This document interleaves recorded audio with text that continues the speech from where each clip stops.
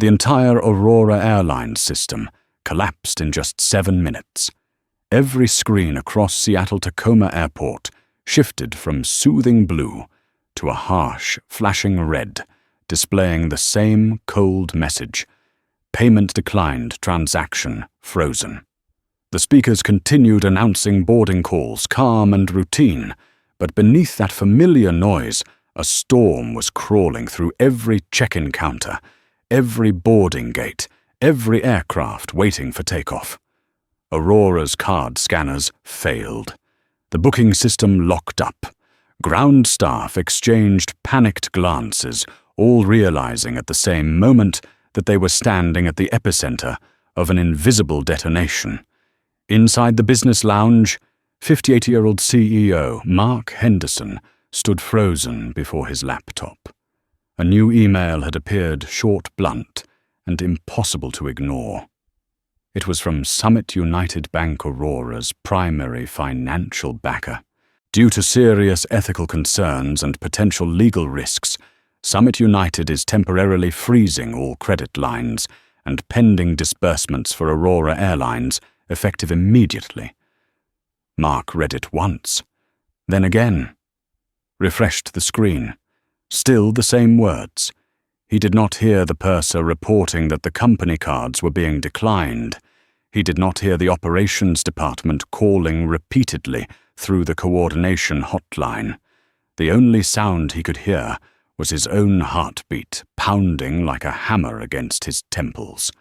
"This cannot be happening," he whispered. Summit would never take action this extreme without a massive reason.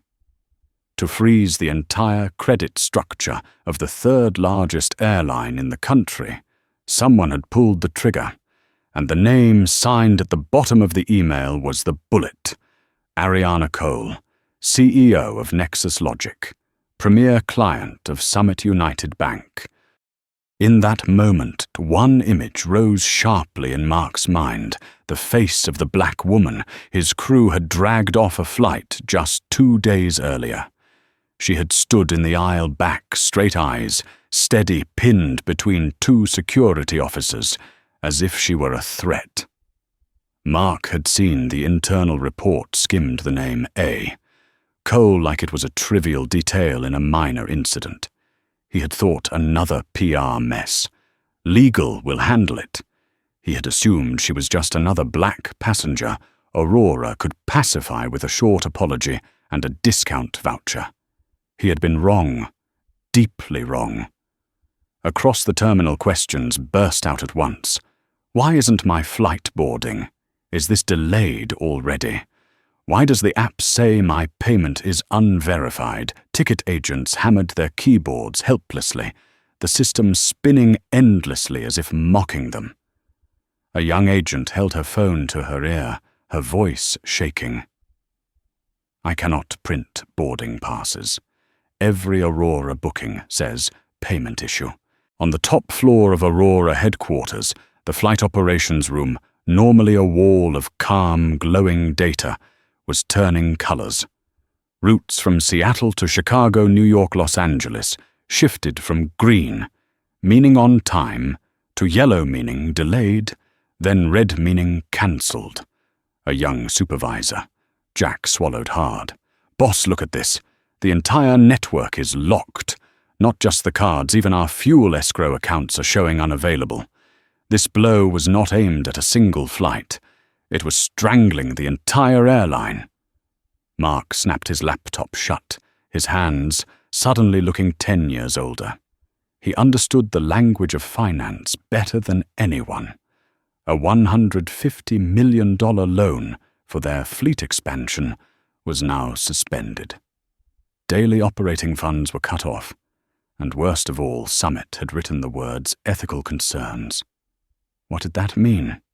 It meant the bank had seen something ugly, something rotten, something worth choosing the other side. And the other side was her.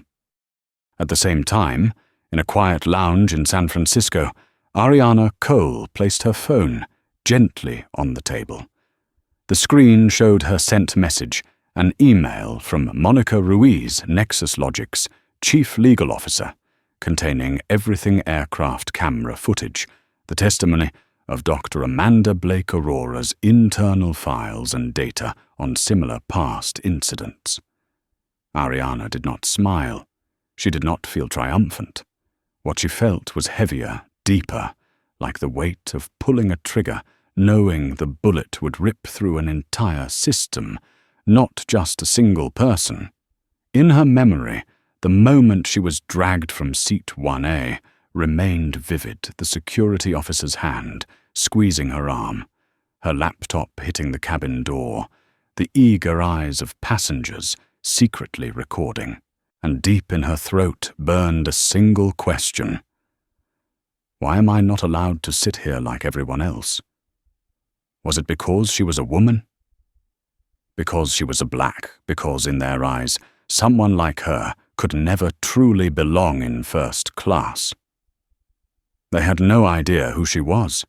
They did not know that the moment she stepped off that jet bridge, she was still the executive leading a billion-dollar company, still a diamond-tier banking client whose voice made institutions listen, still someone who could, with one decision, shake the foundation of an entire airline. They saw a black woman in simple business clothes, no showy logos, no entourage, no assistant pulling her luggage. They thought she was the easiest one to push aside. They never imagined they were ejecting the one person who could destroy Aurora with a single choice. Back in Seattle, Mark's phone vibrated non-stop. Missed calls from the head of legal, the chairman of the board, Summit United's representative, and an unknown number from San Francisco. That number, more than anyone else, he knew he should answer. But he did not. Not because he was busy, but because in a rare moment for a CEO he hesitated. Behind the glass door, the executive meeting room was packed. On the screen, a business reporter was discussing a serious discrimination allegation involving a major airline headquartered in Seattle. A blurred image of Oriana being escorted by security flashed behind her. Mark remembered the internal report he had received 2 days earlier. Flight manager Tom Sanders had written, "Passenger A." Cole refused to comply with crew instructions, posing a safety concern. Handled per protocol. One line. Mark had believed it. He forwarded it to legal with one note: handle it quietly. He asked no questions. He did not request the footage. He did not ask who A. Cole was what she did, whether she had any history with the airline. He had thought, as he had always thought, for 30 years. Just another passenger. At worst, a small news story that will fade. Not this time.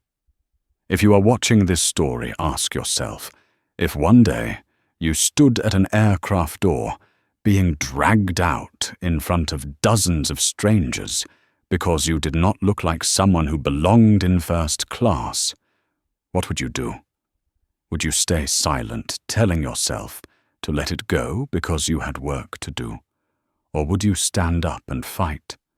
Not just to reclaim your seat, but to strike back at the entire system that labeled you as second class. Comment below 1. If you believe you would fight to the end.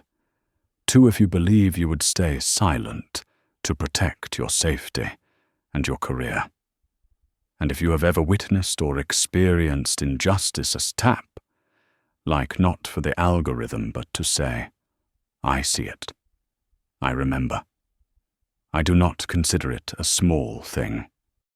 Because for Oriana it was no longer small. It was the line between a life of silence and a battle that could reshape the airline industry. That afternoon, before the sun dipped behind Elliott Bay, Aurora Airlines released an official statement about a technical issue causing widespread delays and cancellations. The press release was polished and spotless, with no mention of discrimination. But in Mark's inbox, The email from Summit United Bank remained, and at the bottom of that message, Ariana Cole had written a quiet declaration of war. Nexus logic believes that in a fair system, no one is removed from a seat they have paid for because of their race or gender. As Summit's largest financial client, we cannot remain silent in the face of such actions. Mark lifted his gaze, seeing his reflection in the glass. In the tired eyes of an aging CEO for the first time in many years, he saw something like fear. Not fear of an angry passenger. Fear of a woman he had underestimated, a woman who held the power to crush the heart of his entire company. And this was only the beginning. Now let us rewind. Back to the morning, Ariana stepped onto that flight with a first-class ticket in hand, unaware that what should have been a routine journey would soon ignite the sky over Aurora. Before she became the woman who brought an entire airline to its knees, Ariana Cole was just a little girl, sitting in a tiny room, listening to rain beating against the rusted tin roof of a workers' housing block in Cleveland, Ohio. Every night, her mother, Linda Cole, a high school math teacher, returned home close to 10, her shoulders exhausted, but her smile held together for her daughter. Linda would set her bag down, prepare a simple dinner, and ask the same familiar question. How far did you get today? Anna and Ariana, only 12, but already carrying a sharp, brilliant light in her eyes, would point to the discarded old computer their neighbor had thrown out. I think I can make it run faster. It isn't broken, it's just been forgotten. One sentence, but Linda understood. Her daughter was not just smart. She refused to accept the limits the world placed on her. Ariana grew up in a home overflowing with love, but starved of resources. Tuition clothes, textbooks. Everything was a puzzle Linda solved while juggling 3 jobs, teaching by day, tutoring at night, and working at a small grocery store every weekend. Ariana learned to take care of herself, from cooking to fixing electrical outlets and fans, but there was only one thing she loved so fiercely that she forgot to eat or sleep computers. By 13, she could take apart a CPU, clean every component, upgrade its RAM, and optimize the operating system. At 14, she wrote clumsy little programs that kept breaking, but she kept trying. At 16, she created software that helped her school store student grades and sync with the printer, leaving the entire administrative office stunned. But talent didn't shield Ariana from prejudice. You're sure this class is the right level for you? The words of the lab instructor still cut into her memory like a blade. That day, she had signed up for the advanced programming course, a classroom filled with boys, white teenagers in hoodies talking about games and CPUs like it was their native language, and her a black girl in an old jacket clutching a notebook full of handwritten code. The instructor looked at the roster, then at Ariana and frowned. We don't want you to fall behind. You should choose the basic class instead. Ariana stood still. She didn't cry. She didn't protest. But something inside her tightened, painful and cold. They didn't care what she could do. They only cared about the color of her skin. Her mother's words echoed that night as she lay awake. Linda had once told her, "The world is unfair. But you rise not to prove yourself to them, but to open the path for the girls who come after you."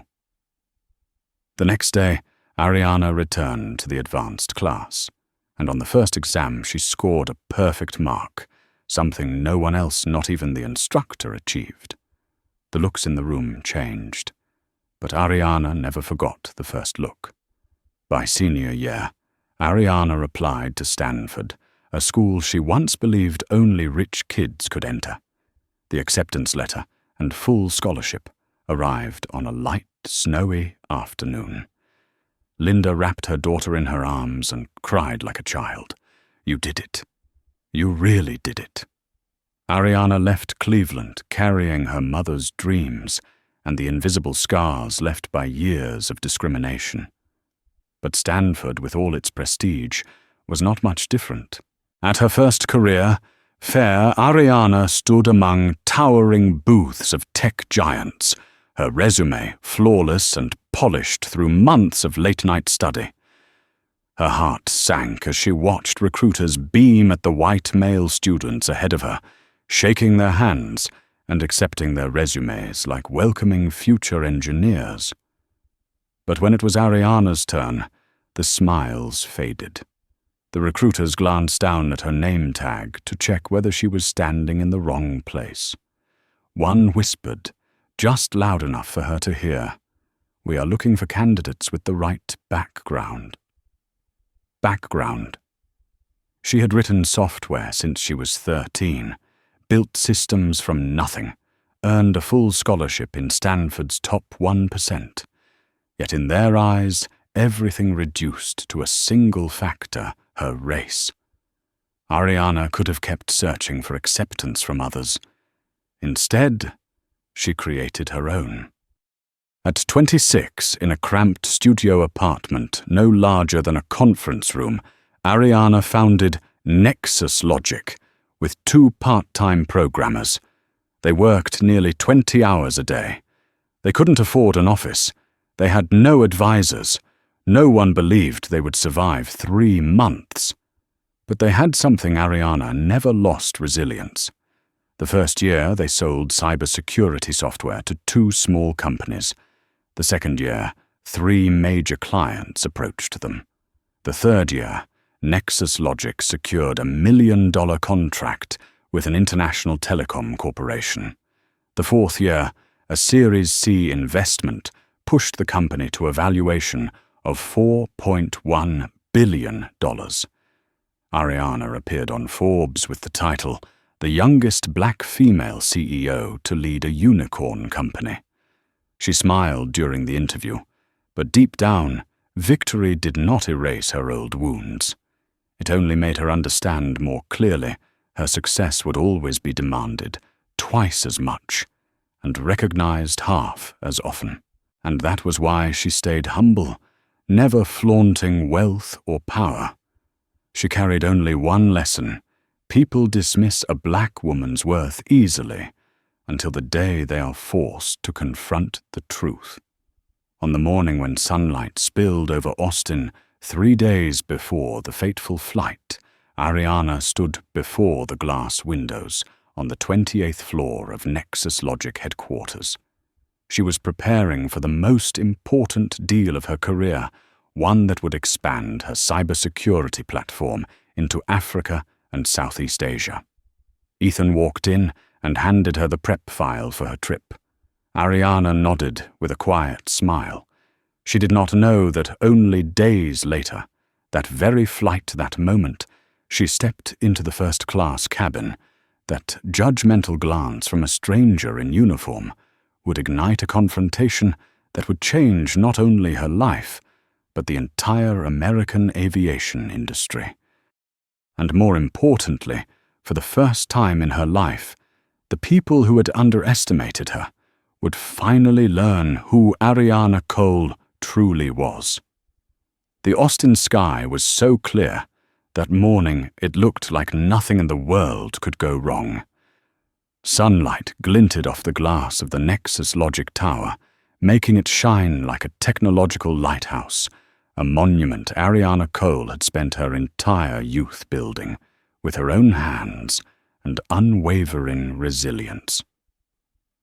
That morning she left headquarters earlier than usual, not because of pressure, not because of nerves, but because what awaited her in San Francisco was the deal she had been preparing for nearly her entire life. If successful, Nexus Logic would no longer be just another tech company. It would become the cybersecurity backbone for dozens of developing nations. At the parking garage, Ethan Gray, her assistant, waited with a mixture of excitement and pride in his eyes. "Your schedule is all set," he said, as he opened the car door. "Aurora Air First Class, Seat 1A.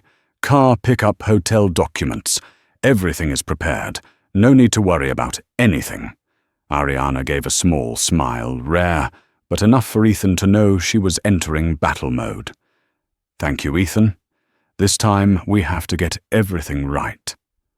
"You're always at your best," he replied, half joking, half sincere. Austin Bergstrom International Airport was busy that morning, but not chaotic. People pulled suitcases behind them, with the determined look of travelers whose boarding gates represented entirely different futures. Ariana walked straight into the priority section, the lane reserved for first-class passengers, elite members, and those whose status points spoke for them. But as she scanned her ticket, the young check-in agent with neatly tied blonde hair glanced up at Ariana with a flicker of confusion. That look lasted less than a second, but Ariana recognized it immediately. She had seen it hundreds of times. In her high school lab, at Stanford career fairs, in meetings with new partners, a look that silently asked a question no one ever spoke aloud. "Someone like you really flies in this section," but Ariana had learned not to let those invisible needles break her skin. She smiled at the agent and kept her voice professional. "I'm checking in for first-class flight, AA-204 to San Francisco." "Yes, of course," the girl replied, her nervous smile betraying her discomfort. Her hand scanned the ticket again, as if the system might be wrong. It wasn't. But something else was wrong, the way the world viewed Ariana. She took her ticket back, thanked her, and headed for security. Inside the first-class cabin, the light was soft, the seats reclined deeply, and the scent of oak and premium leather lingered in the air. It was a space designed for peace and exclusivity, reserved for those Aurora Air deemed worthy of being there. Ariana stepped in, placed her bag under the seat, and opened her laptop, the device containing the presentation that had kept her awake for 3 nights. A flight attendant appeared behind her, a woman in her early 40s, fit neat hair, and a smile so perfectly practiced it almost felt too perfect. The name pinned to her chest read, "Heather Morris, Senior Flight Attendant." "Good morning," Heather began. "Would you like anything before takeoff? Water, champagne?" "Water is fine, thank you." Heather nodded, but her eyes drifted from Ariana's face to seat 1A, then back again. A silent evaluation, a comparison running in her mind, not between person and seat, but between person and the usual image of a first-class passenger. "Have you flown Aurora's first class?" before Heather asked, her tone soft, but carrying an unmistakable layer of suspicion. Ariana closed her laptop. Inside her chest, something dipped, not because of the question, but because of its familiarity. She had been asked that at a business gala, in a Stanford boardroom, even when she guest lectured at MIT. "Yes." "I fly often," Ariana replied, keeping her voice even. Heather gave a strained smile. "Of course. But may I see your ticket?" Unnecessary. No one else in the cabin was being asked, but Ariana handed over her phone anyway, unwilling to escalate the moment. Heather checked it far too long, longer than protocol, longer than courtesy. "Thank you, Miss Cole," Heather said, emphasizing Ariana's last name, as if testing its significance. Then she walked away. Ariana exhaled slowly, not out of exhaustion, but out of frustration. Frustration at having to justify her existence in spaces she had fully paid to be in. It was just a flight. Do not let it get to you, she told herself. But deep down, she knew better. Injustice was never easy to ignore. It seeped in, quietly corroding faith in the fairness of the world. The cabin door opened one last time, and an older man entered, wearing a super 150s grey suit, a deep navy tie that screamed big city wealth and silver hair, styled like he had just stepped out of a boardroom. Charles Whitmore, 63, a long-time shareholder of Aurora Airlines, a man accustomed to existing in spaces where power was always switched on. He scanned the cabin, then stopped right at seat 1A. Instead of checking his ticket, he simply declared, "This is my seat." Ariana looked up. "I believe you may be mistaken, no." He cut in sharply, as if she had just stolen something from him. "I always sit in 1A. The crew knows that." Heather appeared instantly, her voice soft as silk. "Welcome, Mr. Whitmore. Let me see your ticket." Charles handed it over. Seat 4D. It didn't matter. To someone like Charles, the seat assignment meant nothing compared to what he wanted. And Heather, judging by her worried eyes, understood that perfectly. She turned to Ariana, lowering her voice so only she could hear. "Ms. Cole, would you mind switching to another seat? Mr. Whitmore prefers this one." That moment, brief as it was, sent a cold shiver down Ariana's spine. Not because of the request, but because of how natural it seemed. As if Heather felt no need to hide the fact that she valued a wealthy white man more than a black woman, regardless of who was in the right. Ariana met Heather's gaze directly. "I'm sorry. I reserved this seat in advance. I am sitting where I belong." A polite answer, a rightful decision, a firm boundary. And in that moment, the gears of fate began to turn. In Charles's irritated stare, in Heather's disapproving frown, in the stiff posture of Tom, the purser approaching from the galley. Ariana had no way of knowing that within minutes they would force her out of the seat she had paid for, unknowingly triggering a chain of events that would bring the entirety of Aurora Airlines to its knees. Charles Whitmore stood there like an ancient monolith blocking the aisle, his cold grey eyes locked on Ariana, as if she had dared sit on his personal throne. No one spoke for several seconds, but the silence was thick, heavy enough to make the air itself feel suffocating.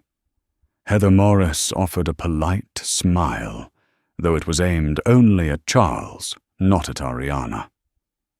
"Mr. Whitmore let me take care of this," Heather said, her voice sweet to the point of being artificial. Ariana saw the way Charles's shoulders relaxed, the way he carried himself, with the ease of someone who knew he didn't have to do anything.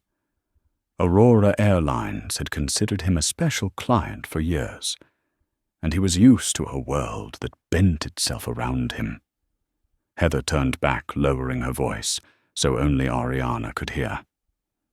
"Ms. Cole's seat 1A is Mr. Whitmore's preferred seat. I need you to move to another one." Ariana inhaled slowly, not out of anger but exhaustion. Exhaustion from seeing this happen to her far more times than anyone could imagine. "No," Ariana said. "I reserved this seat. I need the space for an important presentation." Heather blinked, her smile vanishing entirely. "You can take seat 3C, Heather said. "It is also first class. There's not much difference." Ariana met her eyes directly. "Seat 3C is not the seat I paid for." A few passengers nearby glanced over, then immediately looked down at their phones, pretending not to notice what was unfolding. Everyone knew the feeling of wanting to help, but fearing inconvenience, fearing being seen as interfering, fearing being considered too sensitive. A white woman in seat 2B looked at Ariana with an expression that was both sympathetic and quietly judgmental, as if Ariana were making a scene. Meanwhile, Charles placed his luggage in the overhead bin without even looking at her, as he said, "Young lady, that seat is mine. I always sit there."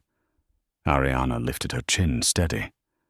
"Your ticket says 4D. Charles let out a dry laugh, brittle as crumpled paper.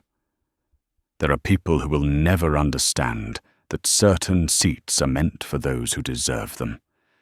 Everyone knows I sit here every week." Ariana said nothing, though her heart tightened painfully, that familiar echo of every lab room, every career fair, every boardroom where someone doubted her. Not because she lacked ability, but because they did not want to believe someone like her belonged in that position. Heather immediately went to call the purser. Moments later, Tom Sanders appeared, a man in his 40s, with broad shoulders and sharp, chilly eyes. His voice was low and heavy with manufactured authority. "What seems to be the issue?" Heather answered quickly. "She's refusing to give up the seat for Mr. Whitmore."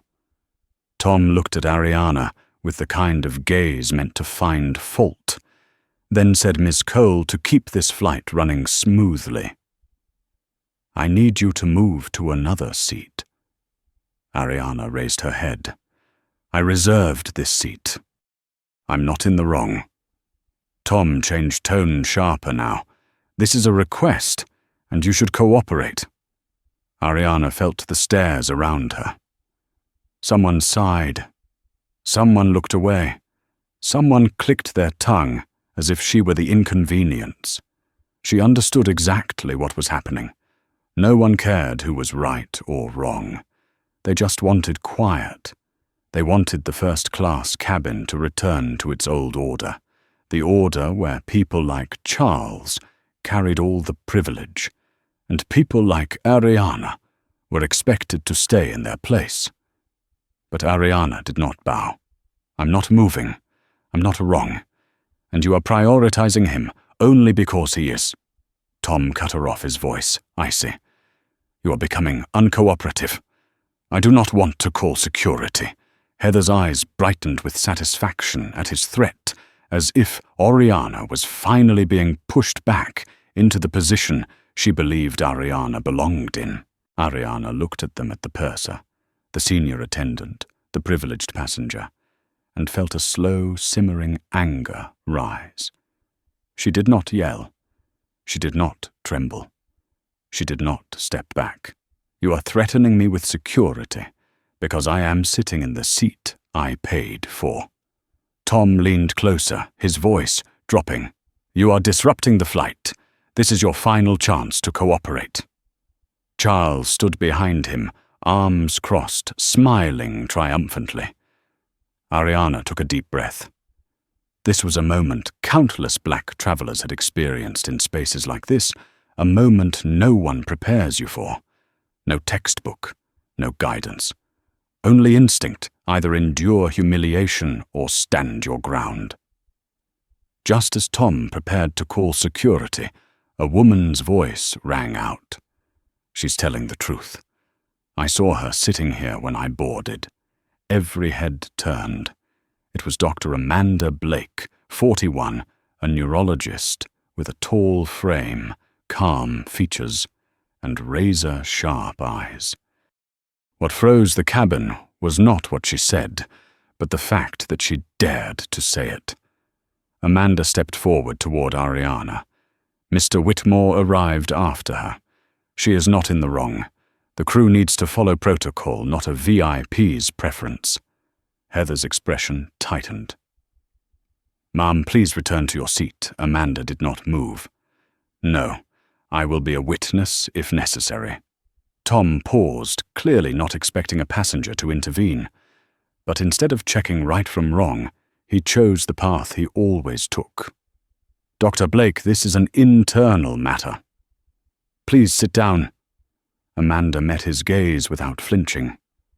"And I'm telling you that your internal matter is violating your own anti-discrimination policy." The air seemed to freeze. Ariana thanked Amanda with her eyes, a quiet gratitude because she rarely received protection from strangers in moments like this. But the harsh truth was simple. Tom did not listen. Heather did not listen. And Charles certainly did not listen. Tom pressed the call button. Crew requesting assistance.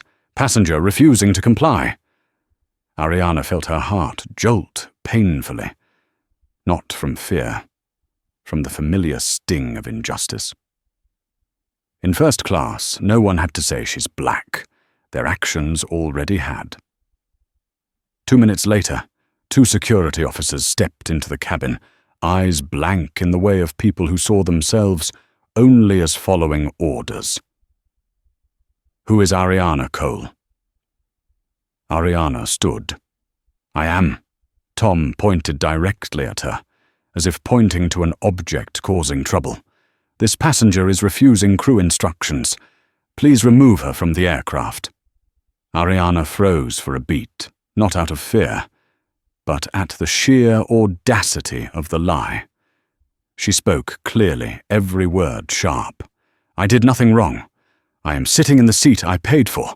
The officers did not wait. They reached for her arm. One hand tightened hard enough to make Ariana clench her jaw in pain. Amanda shouted, Stop! She is not a threat to anyone. But they did not stop. No one stopped. And the moment they dragged Ariana out of the first-class cabin, she knew her life had just crossed into a new chapter. Not because she was humiliated, but because they had chosen the worst possible person to underestimate. They pulled Ariana away, as if she were a threat rather than a paying passenger, being stripped of the seat she rightfully owned. The heavy footsteps of the security officers thudded against the carpeted floor of the first-class cabin, each impact echoing through the uneasy silence like a hammer-striking stone. Ariana didn't struggle. She didn't plead. She didn't say more than necessary.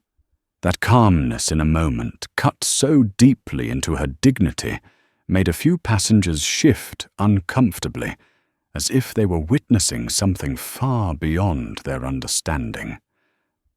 But most simply turned away. Because people always say they support fairness until fairness inconveniences them. As soon as Ariana was escorted out of the cabin, Heather bent down to help Charles secure his luggage, her voice dripping with flattery. Mr. Whitmore, we apologize for the inconvenience. Everything has been resolved. Charles settled into seat 1A, the seat that didn't belong to him, a seat he had claimed through entitlement and a biased system. He leaned back, satisfied, as if the world had finally been set back on the right course. Ariana was pushed toward the exit, her laptop carried carelessly by one of the officers, the device knocking hard against the edge of the door. A small sound, but one capable of destroying nights of preparation, the presentation for a multi-million-dollar deal. Be careful with that, she said, her voice steady despite everything. The officer only glanced at her briefly, then gripped the laptop even tighter, as if to prove she had no right to request anything. Ariana felt her pulse climb into her throat, but she forced it down. She knew exactly what could happen if she reacted too strongly, especially considering who she was in their eyes. A black woman who did not know her place. A woman who was difficult. A woman who should be more compliant. They dragged her through the jetway, and the plane door closed behind her with a heavy, icy thud. Like a gate of society slamming shut in her face, not for the first time. One of the security officers said, "You were warned. You need to leave the gate area immediately." Ariana turned to him. "I did not break any laws. We are not debating this." The officer replied, his tone as stiff as a memorized line. "The crew requested your removal. That is enough." Ariana did not answer. because deep down she understood something far more painful than the humiliation itself. This was not the first time, and if she stayed silent, it would not be the last. As she stepped into the terminal, dozens of eyes turned toward her, curious, indifferent, occasionally judgmental. They had no idea what happened, but they were familiar with thinking, if she was removed, she must have done something wrong. A security officer shoved her bag onto a plastic chair, causing her laptop to fall to the floor. A sharp crack. Ariana inhaled, picked it up, and saw a large fracture across the screen, a jagged line, like a streak of black lightning. She blinked once. Her heart tightened. Not because of the damage, but because in that moment she realized they had just fractured something far deeper the work she had poured herself into. No, not an accident. Contempt was its own form of violence. Ariana opened her phone, her fingers slightly trembling, though her voice was not. Ethan. His voice came through within seconds, frantic. Ariana, you're at the gate, right? Why hasn't the flight Ariana cut him off? Her voice was low, steady, sharp as a blade. They just threw me off the plane. Ethan fell silent. A stunned void filled the line. What they wanted me to give up my seat for an older, white male passenger. When I didn't, they called security. That is absolutely unacceptable. They have no idea who you are, Ariana closed her eyes. Ethan, it doesn't matter who they think I am. What matters is what they assumed I was. When she opened her eyes, there was a cold, focused light burning in them. Call Monica, right now. Before Ethan could reply, a woman's voice called out. Ms. Cole Ariana turned. It was Dr. Amanda Blake, the woman who had stood up for her in the first-class cabin. Amanda hurried over, slightly out of breath. I am so sorry, she said, her eyes burning with indignation. I wish I could have done more. I will testify, I will be a witness. What they did was absolutely discriminatory. Ariana could not find the words. She simply nodded a simple gesture, carrying more gratitude than she had given most strangers in her life. Amanda continued. They treated you like you were a threat. I saw it. I heard it. I will sign whatever statements are needed.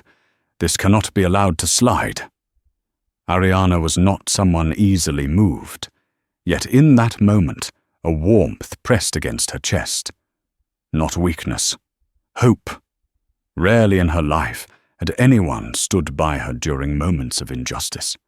Today, a stranger had done what many who knew her never dared. Thank you, Ariana whispered. But her eyes told a different story. They were sharp as blades, and beneath her calm exterior, a storm was beginning to form. When Amanda walked away, Ariana stood alone before the glass wall of the terminal. Watching the plane, she had been forced off taxi toward the runway. Sunlight glinted across the fuselage of the Aurora Air jet, heading to San Francisco, the city where she was supposed to be in just a few hours. She saw her reflection in the glass, a black woman standing still in the middle of a bustling airport, a cracked laptop in her hands, and eyes unnervingly calm.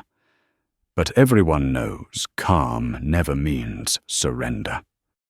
Ariana Cole had been underestimated more times than she could count. So many times she thought she had grown numb to it. But today something awakened. A voice deep inside her, powerful as a roar of fire. Not this time. Not ever again. Ariana turned sharply, walking with purpose toward the information counter. Call Monica. Call Summit Bank. Call the Nexus Logic Board. She knew exactly what needed to be done, and the world was about to learn who she was. The Austin Airport lounge was usually calm, but today, the moment Ariana stepped inside, It felt as if the room tightened around an invisible current, a current radiating from her. She sat at a table, her laptop in front of her, like an injured witness. The cracked screen fractured the light into thin streaks of lightning, beautiful yet dangerous, mirroring her mood perfectly. Her phone vibrated. One name flashed on the screen, Monica Ruiz. Ariana answered. "Talk to me." Monica began, her voice stripped of comfort and pretense, carrying only the sharp precision of a lawyer who had dismantled dozens of corporate adversaries. Ethan filled me in. "I need every detail," Ariana told her. She left nothing out, the suspicious glance, Charles's mocking laugh, the tight grip of security, the hollow crack of her laptop screen splitting. Monica did not interrupt, not once. She listened and absorbed every word with the focus of a predator, tracking prey in the dark. When Ariana finished, Monica exhaled the single breath, revealing how truly furious she was. They committed 4 major violations, Monica said. Racial discrimination, breach of carrier contract, physical misconduct, and destruction of your property. She paused. Then her voice dropped deep and final. And they chose the wrong person. Within 5 minutes, Monica had launched an emergency video call with 3 senior members of Nexus Logic's legal division. Ariana watched their faces appear on the screen, each one wearing the expression of someone handling a national-level cyber attack. Monica wasted no time. "This is not a minor incident," she said. "This is a pattern." I did a quick search. Over the past 3 years, Aurora Airlines has settled at least 12 discrimination complaints, all buried under NDAs. A young attorney looked up from a stack of files. Aurora's CEO has been giving special protection to certain VIP clients, including a Mr. Charles Whitmore. Ariana did not flinch, but her chest tightened. The pieces began falling into place. Heather was not just biased. Tom was not just overstepping authority. Security was not just following procedure. This was a system built to protect the powerful and discard those who weren't deemed worthy. The meeting shifted to strategy. Monica commanded the room like a general. "1. I want a formal preservation notice for all video footage from the jet bridge cameras, cabin cameras, and crew audio recordings. 2. Reach out to the witness, Dr. Amanda Blake. I want her information within 24 hours. 3. Pull every past Aurora case. If there is a pattern, we hold the blade." Then Monica stopped, her eyes sharpened like the edge of a weapon. "But the biggest strike has to come from Ariana." Every face turned toward Ariana on the screen. Monica spoke slowly, clearly. "You are a diamond-tier client of Summit United Bank. Summit is financing Aurora's $150 million expansion loan. If you raise a major ethical concern, all disbursements will be frozen immediately." Ariana leaned back. She did not need it explained. She did not need time to process. She knew exactly where her leverage lay.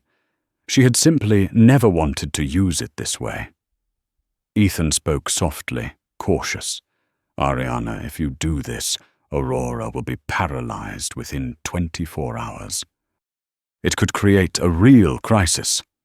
Ariana looked up. Her voice was not loud, but sharp as forged steel. "And being dragged off a plane in first class was not a crisis for me." No one answered.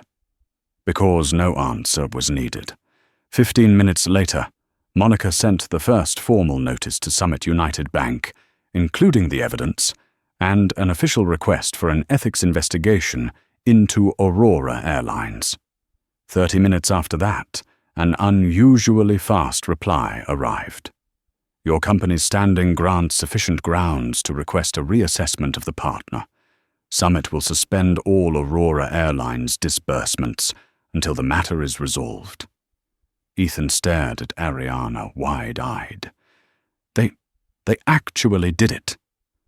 Ariana did not smile, but her eyes carried a light people only saw in those who had reached a point beyond hesitation. Resolve. The cold air from the lounge vents brushed through Ariana's hair, lifting a few strands. She closed her eyes for a few seconds, letting silence steady her. In that stillness, she replayed the moment she was dragged from first class, the whispers of passengers, the avoidance in their eyes, the feeling of being dismissed so thoroughly that no one bothered to verify the truth. Ariana opened her eyes. "Monica," she said, "I know this is not just about me. It is about everyone who has ever been treated as if they did not belong in a place they had every right to be." Monica's voice softened slightly. "Then what do you want to do next?" Ariana looked straight at the screen. Her face was so calm that everyone stopped taking notes. "First," she said, "find the others. Anyone who went through something similar." Ethan nodded. "Even if they signed NDAs," Ariana continued, "let them know that this time they are not alone." She glanced down at her cracked laptop. It looked like a wound, but also like a trophy. "Second," she said, "book me another flight. I am still going to San Francisco." Ethan hesitated. "Are you sure? Do you want to rest first?" Ariana opened her laptop, despite the spiderweb fracture across the screen. "We have a deal to close," she said, her voice so firm that both Ethan and Monica fell silent. "And I will not let their discrimination keep me from the future I built." Near the end of the meeting, Monica said something that made the entire room go still. "Ariana, you do realize they will fight back. Aurora is a major corporation. They have money. They have lawyers. They have influence." Ariana stood, picked up her laptop, and turned toward the large glass window. The airport light framed her silhouette in gold. She spoke without turning back. "Real power does not belong to the one who shouts the loudest." She paused. "Real power belongs to the one who uses their voice to correct what is wrong." Then Ariana turned, meeting the screen with unwavering eyes. "And this time I will not be silent." In that moment, Ariana Cole had taken her first step into a battle she never chose, but was the only one strong enough to finish. And Aurora Airlines was only beginning to feel the storm they had summoned upon themselves. The glass walls of Austin Airport reflected Ariana like a sharp silhouette drawn across a chaotic morning. She had not left the airport yet, but within just a few hours, news of Aurora Airlines dragging a black woman out of her first-class seat had already begun to spread, small at first scattered, but exactly the kind of story social media devours: injustice, power, imbalance, and a moment caught in public. All it needed was a spark, and Ariana knew that spark was already burning. As soon as Monica sent her notice to Summit United Bank, the bank's ethics review protocols activated. At that exact moment, a post appeared on X, written by a passenger in seat 2F, who had recorded Ariana being escorted out. "I do not know what happened, but a black woman was pulled out of Aurora Airlines first class, so an older white man could have her seat. No one asked who was right or wrong. They just dragged her away. This is not okay." He did not add hashtags. He did not mention Ariana's name. He did not know who she was. He just wrote what he saw, and that honesty made the post explode. 5 minutes, 1,200 likes. 10 minutes, 4,000 retweets. 30 minutes, Delicious boycott Aurora Air, landed in the Texas trending list. 1 hour it hit the national top trend. Ariana watched her phone vibrate, non-stop notifications pouring in like a storm. "Hey, you are going viral," Ethan texted. Ariana did not smile, but her heartbeat thudded once heavy. Not because of the attention, but because she knew Aurora would strike back. And they did. Only 90 minutes later, Aurora Airlines released a statement that read as if it had been drafted, long before the incident even happened. A passenger refused to comply with crew instructions, creating a potential safety risk. The crew followed established protocol in requesting the passenger be escorted off the aircraft. No name, no description, no evidence. But the wording was crafted for one purpose: to activate an old, poisonous instinct. Without realizing it, people imagine a disruptive passenger, and they picture someone who looks like Ariana, not Charles. The tactic was old, cruel, and painfully familiar. Monica read the statement and let out a short, humorless laugh. They want a media war. Good. I like opponents who choose the battlefield. While Aurora scrambled to distort the narrative, Monica and the legal team completed 3 counterstrikes. 1A preservation request for all cabin camera footage and Aurora's internal logs. 2A petition for a court order to protect evidence. 3A notice to the airport demanding that jetway and gate camera files be secured. Airlines often lose cabin footage when trouble arises. Monica knew this, and she denied them the chance. Meanwhile, Ethan tracked down Dr. Amanda Blake. It took him less than 20 minutes to find her email through public medical records. A message was sent immediately. "Thank you for speaking up. We would like to invite you to serve as a witness if you are willing." 3 minutes later, Amanda replied, "I am willing." They treated her like she did not exist. "I will not stay silent." Ariana read the email, her chest tightening. For the first time in over 20 years of battling prejudice, a stranger had voluntarily chosen to stand beside her. As Ariana prepared to board another airline for San Francisco, her phone lit up again, this time with a message from Monica. Ari Summit responded. Ariana stopped walking. She opened the message. After reviewing the ethical concerns raised by Nexus Logic Summit, United Bank will temporarily freeze the $150 million loan for Aurora Airlines. Ariana felt a chill surge down her spine. This was not just a blow. It was a declaration. We believe you more than we believe them. In the corporate world, that was the highest form of trust. Ethan Ariana said, "Prepare an internal report for the board. They need to know everything." "Do you think the board will worry?" Ethan asked. Ariana shook her head. "They will be proud that we defend our integrity." On the replacement flight to San Francisco, Ariana leaned her head toward the window. The sunset painted the clouds in blazing red streaks, a breathtaking view. But her mind was elsewhere. She remembered the moment security dragged her from her seat. She remembered Heather's cold, indifferent stare. She remembered the passenger's sighs, as if her very presence had been an inconvenience. The humiliation was not just a cut on her dignity.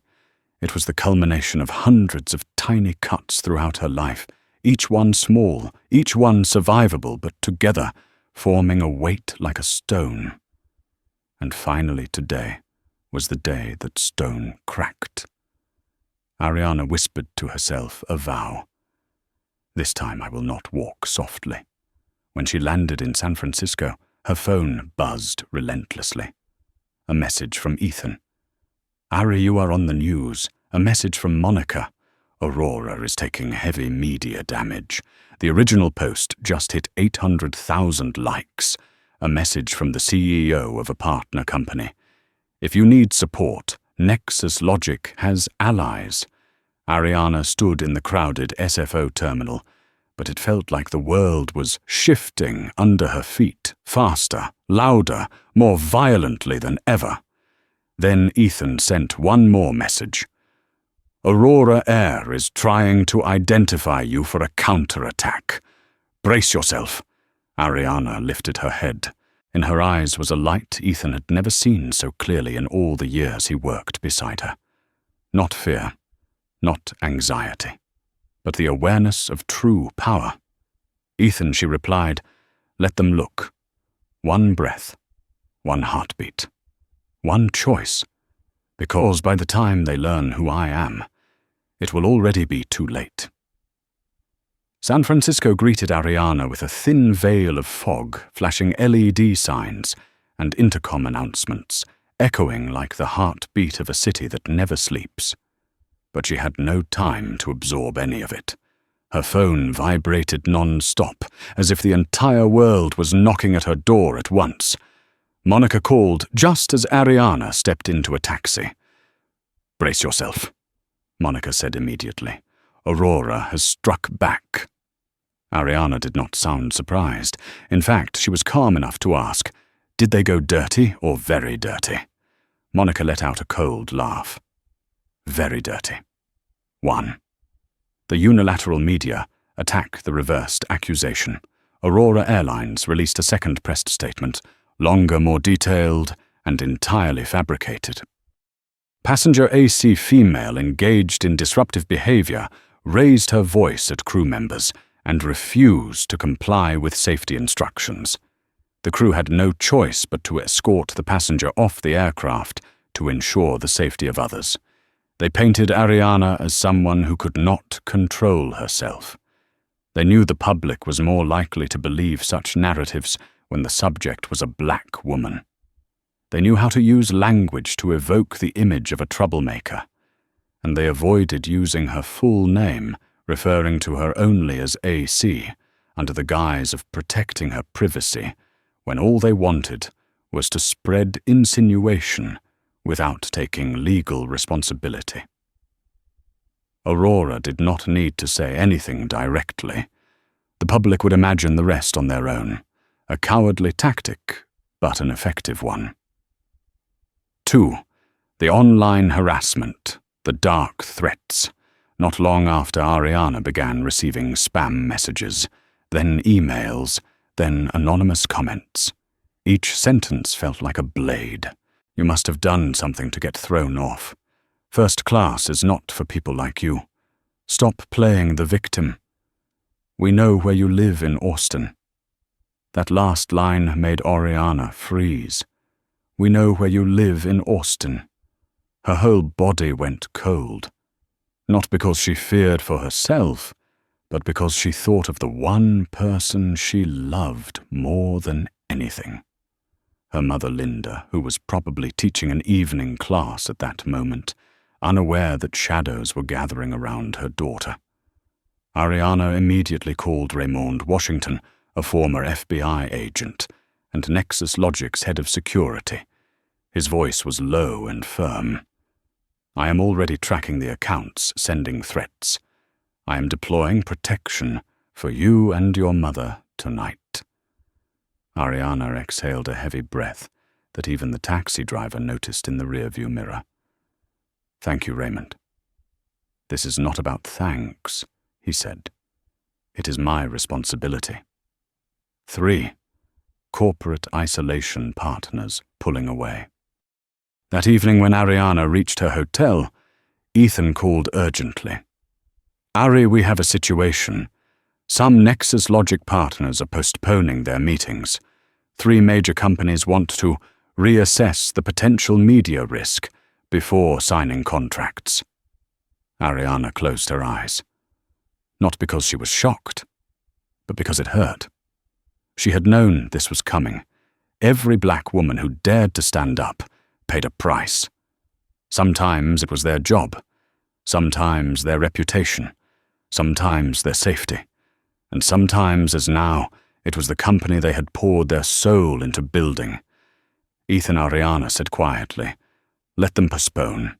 Anyone who makes decisions out of fear was never a true partner. Ethan paused, then whispered, "I am proud of you." Ariana gave a tired smile. "Thank you, but this is not the moment for pride." 4.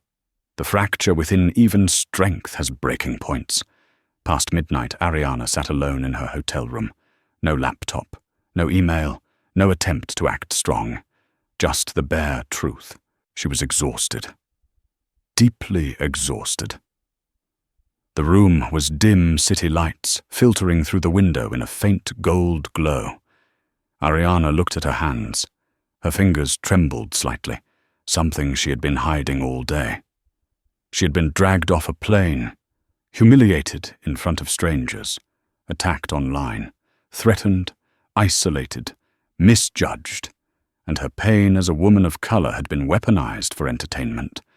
No one at Aurora saw her as a human being, just an obstacle, a problem, something to remove quickly. Ariana wondered, was it worth it? Was it worth sacrificing her peace for a battle she did not choose? A single tear fell, just one, but enough to loosen the weight she had carried all day. She reached for her phone, not to call Ethan, not Monica. She called the one person who could anchor her back to the ground, her grandmother, Gloria Ellis. 5. The call that shifted the war. Baby, her grandmother's voice came through warm, slow, familiar. Ariana choked up before she could speak. "Grandma, they are threatening me. They are lying about me. They are trying to break me." The line went quiet for a moment, the kind of silence only someone who had endured decades of racism in America could hold. Then her grandmother spoke. "Ariana, do you think you are the first in our family to be treated unfairly?" Ariana bit her lip, tears shining on her cheeks. Her grandmother continued. "In 1967, I was thrown out of elementary school for protesting segregated classrooms. In 1971, your grandfather was beaten by police for trying to register to vote. Your mother worked 3 jobs, not because she wasn't skilled, but because society did not want to pay a black woman fairly." Her voice grew stronger, despite being 86. "But we got back up, every single one of us, every generation." Ariana held her breath. "You're not fighting alone," her grandmother said. "And you know this, the strong one is not the one with privilege. The strong one is the one who dares to say, 'Enough.'"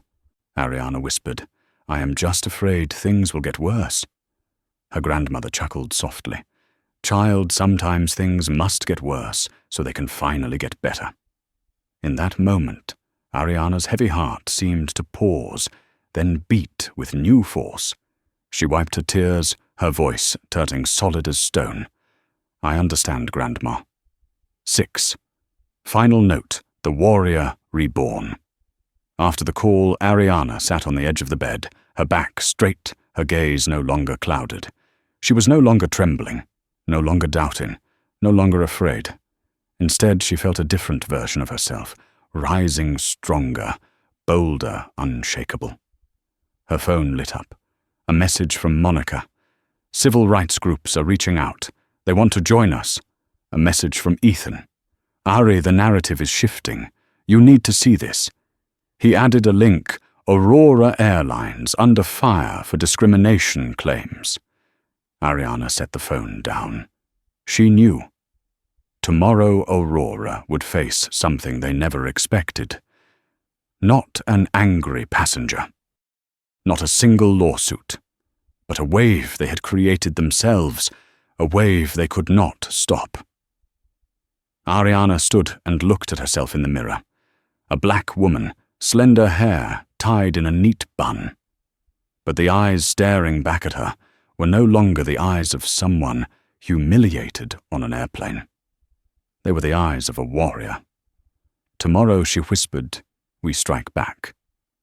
The next morning, San Francisco woke under a blue-gray sky, a thin mist clinging to the buildings, like a quiet warning that today would not be peaceful. Ariana knew it from the moment she opened her eyes. Her phone exploded with notifications. Not the soft buzz of ordinary messages, but a constant vibration, like a storm pounding on every door at once. Ethan sent the first update. Ari, Aurora just filed a countersuit against you. Ariana raised an eyebrow. There it was. She opened the scanned file from Monica. In the complaint, Aurora accused her of disrupting business operations, causing financial loss as a client, and defaming the image of the airline. Oh, a familiar game. Blame the victim, apply legal pressure, drag things out, and hope she backs down. Ariana set the phone on the table. 1 second, 2 seconds. Then she laughed a short sound, humorless but fully awake. They picked the wrong side of this fight. 1. Emergency meeting at Nexus Logic. The board steps into the war. 8 a.m. Nexus Logic's virtual boardroom lit up. Each board member appeared on screen, some still in bathrobes, some standing by windows overlooking Austin Bay, some looking like they had not yet had their first coffee. The chairman, 52-year-old James North, studied Ariana's face, as if to gauge the state of her spirit. We need to understand the full picture, he said. Ariana, you start, without shaking, without hiding anything. Ariana told them everything. She let every detail surface the humiliation of being dragged from seat 1A, the crack across her laptop screen, Amanda Blake's words, the way Heather looked at her like she was occupying a space that did not belong to her. When she finished, the room went silent. Not from surprise, from anger. James spoke first. Their actions are unacceptable. I vote that we support a full investigation. Another director, 61-year-old Diana Moore, leaned forward. If you want to go to war legally, we do it. If you want to hit them financially, we do it. If you want to turn this into a case study on racial bias in aviation, we do that too. Then a softer, more hesitant voice cut in. Ariana, we should be careful, said Harold Dean, the chief financial officer. A conflict on this scale could get us labeled as divisive. It could affect our stock price. Ariana looked straight at him. So you want me to be quiet? You want me to let that airline keep treating people like me this way? Harold faltered. He lowered his eyes, unable to argue. James concluded, this meeting is not to decide whether we fight or not. It is to confirm that no one here gets to stand on the sidelines. Nexus Logic will walk into this with you, Ariana. A notification pinged. The voting system went live. Every hand went up. 100% in favor, even Harold's. 2. Media torpedoes a calculated strike from Aurora. While Nexus Logic aligned behind Ariana, Aurora released an exclusive interview with a major financial magazine. Aurora's spokesperson said, "Our employees have been threatened." Passenger AC yelled, "Created chaos." "We did everything we could to protect the safety of the flight." Ariana read it and felt her blood heat up. Yelled, "Chaos." She had not even raised her voice once. Monica called at the same time. "We have to respond. Not just to protect your name, but to stop them from doing this to anyone else." Ariana breathed slowly, letting the emotion settle. Then she said, "Contact Dr. Amanda Blake." "And I want the cabin camera footage." Monica gave a short laugh. "Cabin footage? You think Aurora will hand that over?" Ariana replied, "No. But the court will." 3. Parallel investigations, secret doors forced open. At the same time, Ethan worked like a storm. He reached out to friends in the startup world, black CEO networks, and civil rights organizations. Within hours, Ariana received messages from 6 black tech CEOs, 2 female founders on the Fortune 100 list, 3 media personalities, and a team of top civil rights attorneys in the country. They all said the same thing. "We stand with you." One CEO wrote, "You are not the first person Aurora has done this to. But you might be the first strong enough to force them to change." Ariana's hands trembled slightly as she read it. Not from fear, but because the solidarity was so vast, so real, and so perfectly timed. 4. When indirect attacks become the most dangerous weapon, the battle was not only in the media and in court. Another fight, quieter and more poisonous, was unfolding inside Ariana herself. That evening, when she returned to her hotel room, after a long day, her inbox was filled with threats. "We will find you. If you had stayed in the seat meant for you, this would not have happened. You will regret going against Aurora. People like you only cause problems." One email even included a photo of her mother Linda's house. Ariana felt her stomach twist, not because she feared for herself, but because Linda, who had never harmed anyone, was now being made a target by cowards. Ariana called Raymond immediately. "How is the security around my mother?" Raymond did not hesitate. 2 men stationed, one inside, one outside. No one is getting near her. Ariana closed her eyes. Her breath shook slightly. "Thank you," Raymond replied. "No thanks needed. Just do not quit. They are doing this to scare you. If you are scared, they win." Ariana opened her eyes. In them, fear was already turning into something else, fuel. 5. The decisive call, the voice that shifted the path of the war. 11:42 p.m., Ariana's phone rang. Unknown number, Seattle area code. Ariana answered, her tone cold. "Who is this?" A deep voice came through, strained, exhausted, like someone standing at the edge of a cliff. "Ariana Cole. This is Mark Henderson, CEO of Aurora Airlines."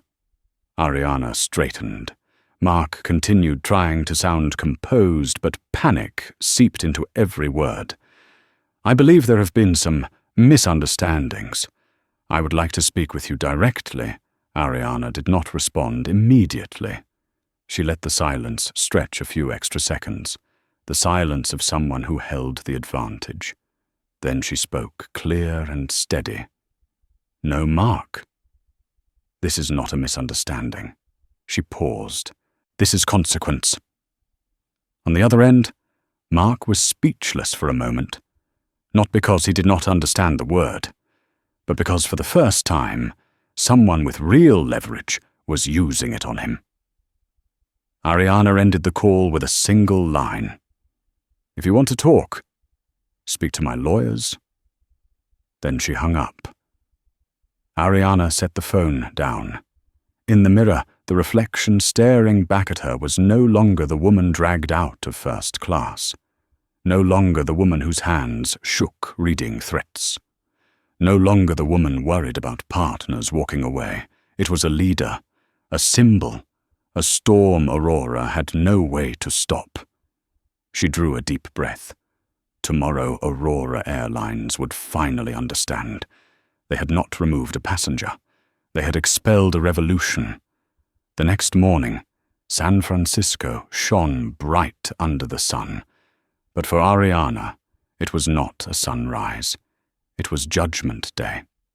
Today, Aurora Airlines would be forced to face the truth. Today, a system they believed was untouchable would be dragged into the light. Today, Ariana Cole, the woman they once dismissed as a passenger who did not belong in first class, would force them to listen. And it all began with a video. 1. The truth in the cabin camera, a devastating blow. 8:15 a.m. in Monica Ruiz's office. The head of Nexus Logic's legal division opened an email from the court Aurora Airlines was ordered to submit the cabin camera footage from the flight where Ariana was removed. Monica opened the file. Ethan and Ariana stood behind her. On the screen was the raw truth. Heather's suspicious voice. "Are you sure this is your seat?" Ariana handed over her ticket, completely calm. Charles Whitmore entered late, did not bother to look at his ticket, and simply said, "I always sit in this seat." The crew ignored the ticket, ignored the protocol, and immediately sided with Charles. No shouting, no disruption, just a black woman stating the truth, and being dragged away like a criminal. But the last part of the footage was the most damning. A passenger in row 3 said, "She was here first." Heather replied, "You need to stay quiet. First class has rules." The room went silent. Ethan muttered, "My God, they just destroyed themselves." Monica smirked slightly. "No, Ariana. You destroyed them." Ariana did not smile. She stared at the screen, her heart heavy as stone. She took no pleasure in watching them exposed. What she felt was pain, because this was not the first time a black woman had been treated as less than. And it would certainly not be the last unless someone broke the cycle. Ariana had chosen to be that someone. 2. National television, the interview that shook the country. That day, Oriana agreed to appear on a major news program, not to beg for sympathy, not to cry, but to ask the right questions. She sat upright in the studio, the lights glinting off her navy blazer, her voice rock steady. The host asked, "Is there anything you would like to say to Aurora Airlines?" Ariana looked straight into the camera. "I am not against a company. I am against a mindset. The belief that some people are more worthy of respect than others." The studio fell silent. Ariana continued, "I do not want compensation. I want structural change. If they think this is just about me, they do not understand how big this problem really is." By the time the show ended, the hashtag #StandWithAriana had passed 5 million tweets. Thousands of people were sharing their own stories of discrimination at airports, in restaurants, in hospitals at work. Ariana's story was no longer an incident. It had become a movement. 3. Aurora's board falls apart. The CEO loses control. That night, the top-floor boardroom of Aurora's Seattle headquarters was lit up late into the evening. Mark Henderson, the CEO, stood in the center of the room, sweat soaking through the back of his shirt, his hands gripping a stack of reports. The chief financial officer shouted, "The $150 million loan has been frozen. We cannot pay the deposits on 8 new aircraft." The head of legal snapped. 3 investors pulled out in 24 hours. Where did that video come from? Who let it leak? A board member slammed his hand on the table. "You told the press Ariana was disruptive. Then the video shows the opposite. Are you trying to sink this company?" Mark stammered, "I did not know the cabin cameras had captured enough." The chairman of the board stood up. "Mark, you have created the biggest crisis in this company's history. Tonight, we will vote." Mark looked around. Every face was cold. In that moment, he understood. Ariana Cole was about to end his career. 4. The turning point, a call from a whistleblower. 9:47 p.m. Monica's phone vibrated. Unknown number. A whispering voice. "Work for Aurora. I have to tell the truth." Monica motioned for Ariana to stay quiet and activated a legal recording. "We have internal training documents," the caller said. "There is a section that states, in cases of conflict, prioritize long-term VIP customers, high-income clients, or passengers with strong brand image." Ariana cut in. "And what about black passengers?" There was silence. Long, still, and heavy. Then the caller said quietly, "The examples in the slides, the ones being prioritized, are all white. The passengers being asked to give up their seats are almost all people of color." Ethan clenched his fist. My God, this system was designed like this. Monica nodded. This is the kind of evidence that can destroy them.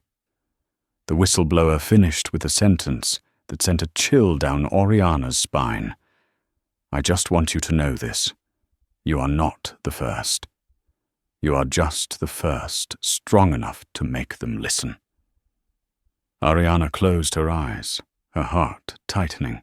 That sentence rang in her mind like the bell at the start of a revolution. 5. The historic meeting Aurora walks into. Nexus Logic. 2 days later, Nexus Logic's headquarters in Austin was wrapped in an eerie quiet. No one chatted, no one joked. Everyone understood today was not an ordinary day. A convoy of sleek black cars stopped at the entrance. Mark Henderson stepped out, his face pale, his steps unsteady. He looked as if he had aged 15 years in a single week. Behind him were 3 Aurora board members. They all kept their heads down, avoiding the eyes of Nexus Logic employees watching them through the glass. They no longer carried authority, only consequences. In the conference room, Ariana entered last. Mark shot up to his feet on instinct. "Ariana, I sit down," she said. She did not raise her voice, but her authority froze the entire room. Mark sat like a student, scolded in front of the class. Ariana opened the folder in front of her. Her hand did not tremble. "Here is what I require," she said, her tone calm yet sharp as a blade. 1, a nationwide public apology. 2, the termination of Heather Tom and every manager involved. 3, the creation of an independent oversight committee. 4, mandatory anti-bias training for the entire company. 5, monitored diversity hiring targets with regular public reporting. 6, a $100 million fund to support passengers who faced discrimination.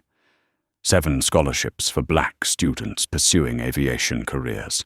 8, compensation for all past victims whose cases Aurora buried. Mark almost choked. This will bankrupt us." Ariana met his eyes. "No. What bankrupted you was the way you treated your customers." One Aurora executive spoke up weakly. "We agree to all terms." Mark turned to them in panic. "You cannot." The Aurora chairman cut him off. "Be quiet, Mark. You have done enough damage." He turned back to Oriana. "We accept. All of it." Ariana nodded slightly. "Then sign." They signed. No one objected. And just like that, a multi-billion-dollar airline knelt before a woman they once dismissed. 6. The ending the day Ariana flew again. 1 year later. Ariana stepped into Aurora's first-class cabin, now run by new leadership, new policies, and a new culture. A black flight attendant approached her with a warm, genuine smile. "Ms. Cole, it is an honor to serve you today." Ariana looked around. The crew was more diverse, the atmosphere lighter. No suspicious stares, no prejudice hanging overhead like a low ceiling. Amanda Blake, the doctor who had spoken up that day, was seated in 1C. She smiled at Ariana. "You changed the entire industry." Ariana sat down in seat 1A, the very seat they once tried to take from her. She said quietly, "It was not just me. It was everyone who was ever silenced." The plane took off. Ariana gazed out the window at clouds drifting under golden sunlight. This time the feeling was different. No heaviness, no pain, no anger. Only peace, the peace of someone who fought, who won, and who did the right thing. And as the aircraft climbed higher into the sky, Ariana whispered a line that sounded like she was speaking only to herself.